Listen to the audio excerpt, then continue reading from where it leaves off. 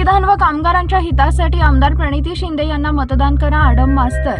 दिनांक 5 एप्रिल रोजी इंडिया आघाडीची उमेदवार प्रणिती शिंदे हे ज्येष्ठ कामगार नेते आणि माजी आमदार यांच्या भेटीसाठी त्यांचे दत्तनगर येथील कार्यालयात सदिच्छा भेट दिली। यावेळी कामगार नेते आडम मास्तर यांनी देशातील संविधान व कामगार कायदे अबाधित ठेवण्यासाठी इंडिया गठबंधनचे सोलापूर लोकसभेचे उमेदवार प्रणिती शिंदे यांना भरभरून मतदान करा असं आवाहन केले।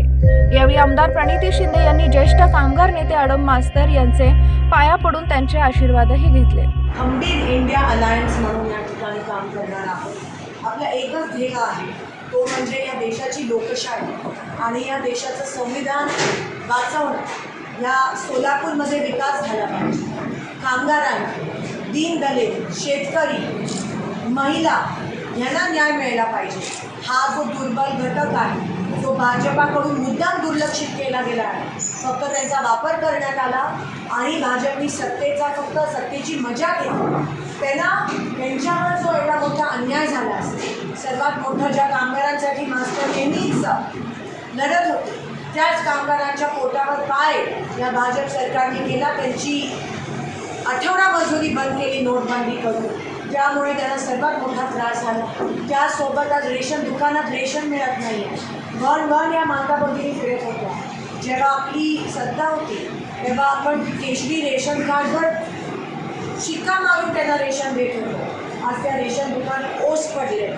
GST एवढी 50 रुपयाच्या चपलावर 150 रुपये GST, आणि म्हणून महागाई, बेरोजगारी, अन्याय, त्रास, संविधान बदलण्याचं षडयंत्र, लोकशाही वाचवणं, ह्या सगळ्या गोष्टींसाठी आपण काम करत आहोत। इंडिया अलायन्स आदरणीय सोनिया गांधी, राहुल गांधी, आदरणीय कराडजी, या आपण सगळे एकत्र येऊन आपण इंडिया अलायन्स मजबूती पूर्ण देशभरात आपण प्रचार करत आहोत। भाजपच्या विरोधात आपला सगळ्यांचा एकच शत्रू आहे आणि तो म्हणजे भारतीय जनता पक्ष आणि त्यांचे सगळे खासदार, आमदार आणि त्यांचे पंतप्रधान। आपण सगळ्यांनी हे विसरून चालणार नाही। मला माहिती आहे काही वैयक्तिक आपल्या मागचे जरी हिस्ट्री असली तरी यावेळेस आपण ती सगळी बाजूला ठेवून सगळ्यांनी एकजुटीने जर आपण लढलो या युद्धात, तर 100% शत्रूचा पराभव होईल आणि लोकशाहीचा विजय होईल। आणि इंडिया तुमच्या माहितीसाठी मी सांगू इच्छिते की इंडिया अलायन्सचे रिपोर्टमध्ये नंबर्स, आकडेवारी खासदारांची ही वाढत आहे, पण मोदीच्या हुकुमशाहीमुळे कोणतेही मीडिया हे दाखवत नाही आहे, कारण का मीडिया ही गोदी मीडिया आहे।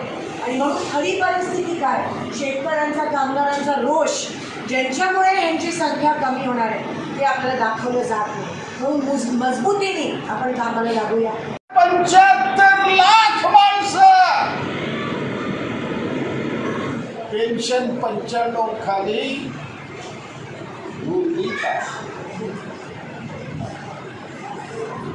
मनमोहन सिंग असताना हुशारी कमिटीची नेमणूक झाली। हुशारी कमिटीचा रिपोर्ट पंतप्रधानाच्या टेबलावर येऊन 8 वर्ष होता।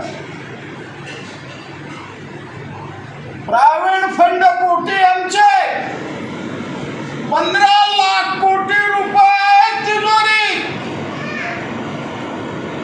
दर महिन्याला 5000 व्याज त्याच्यावर मिळतो, परंतु तो पैसा शेअर मार्केटमध्ये मोदी पाठवून लागलेला आहे। पण आम्हाला 1000 रुपयापेक्षा 1 रुपयासुद्धा पेन्शन 10,000 मागणी आहे।